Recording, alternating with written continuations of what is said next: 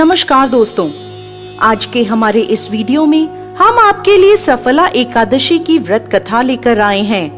एक समय की बात है जब महाराज युधिष्ठिर भगवान श्री कृष्ण से अत्यंत महत्वपूर्ण प्रश्न पूछते हैं।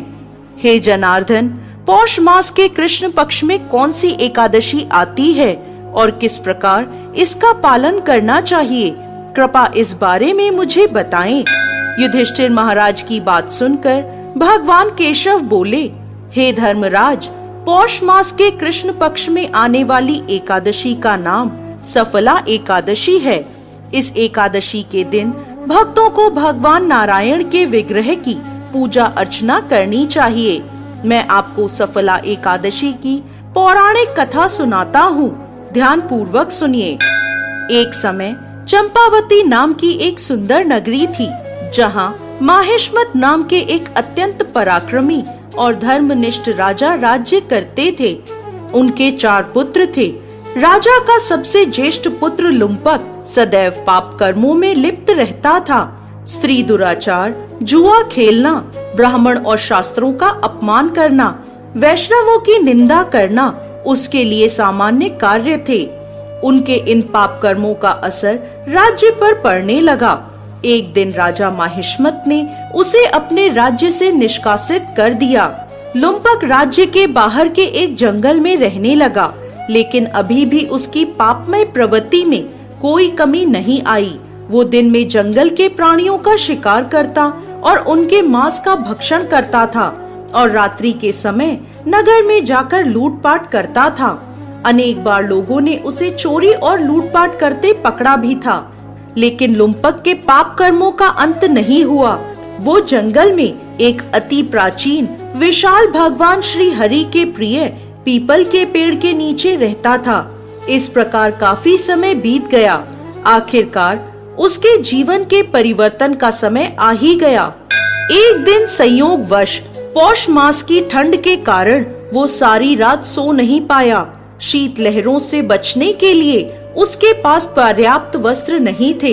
पौष कृष्ण पक्ष की दशमी के दिन वो सारी रात जागता रहा। ठंड की वजह से उसका शरीर शिथिल हो गया और वह मूर्छित हो गया। अगले दिन एकादशी के मध्याह्न के सूर्य की गर्मी पाकर उसकी मूर्छा दूर हुई। गिरता पड़ता वो भोजन की तलाश में निकला। पशुओं को मारने में असमर्थ था, अतः पेड़ के नीचे गिरे हुए फल उठाकर वो वापस उसी पीपल के वृक्ष के नीचे आ गया। उस समय तक सूर्यास्त हो चुका था। इस असहाय स्थिति में अपने पूर्व जन्म के कर्मों के कारण उसने भगवान नारायण को याद किया और कहने लगा, हे प्रभु, मेरी क्या स्थिति हो गई है। अब यह फल आप ही को अर्पण हैं। इन फलों से आप ही तृप्त हो जाइए। उस रात्रि भी ठंड के कारण वो सारी रात जागता रहा और भगवान का स्मरण करता रहा। इस प्रकार अनजाने में उसका एकादशी के व्रत का पालन हो गया। अनजाने में की गई इस तपस्या से भगवान प्रसन्न हो गए। अगले दिन सूर्योदय होते ही एक सफेद तेजस्वी घोड़ा लुम्पक के पास आकर खड़ा हो गया। उसी क्षण एक आकाशवाणी हुई, हे वत्स, ये घोड़ा तुम्हारे लिए आया है।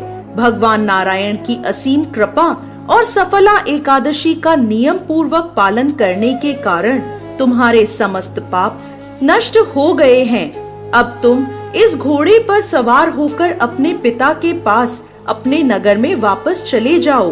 तुम्हारा राज्य तुम्हें वापस मिल जाएगा। ऐसी आकाशवाणी सुनकर वह गदगद हो गया। सफला एकादशी से अर्जित पुण्य फल के कारण उसका शरीर पुनः कांतिमान हो गया। उसी क्षण वो अपने राज्य को वापस आया और अपने पिता से क्षमा याचना करने लगा और उन्हें सारा वृत्तांत कह सुनाया। उसके पिता ने जब उसे समस्त सद्गुणों से युक्त देखा तो वह अत्यंत प्रसन्न हुए और लुम्पक को राज्य का कार्यभार संभलाकर वो वन को तपस्या के लिए चले गए। इस प्रकार लुम्पक ने अपने राजकुमार होने के सभी दायित्वों को निभाया। अपने पिता के पद चिन्हों का अनुसरण करते हुए वो अपने देह को त्यागने के बाद वैकुंठ लोक को प्राप्त हुआ। कथा समाप्त करते हुए भगवान श्री कृष्ण कहते हैं, हे राजन, जो व्यक्ति सफला एकादशी की इस कथा का श्रवण या पाठन करते हैं, उन्हें राजसूय यज्ञों का पुण्य फल प्राप्त होता है।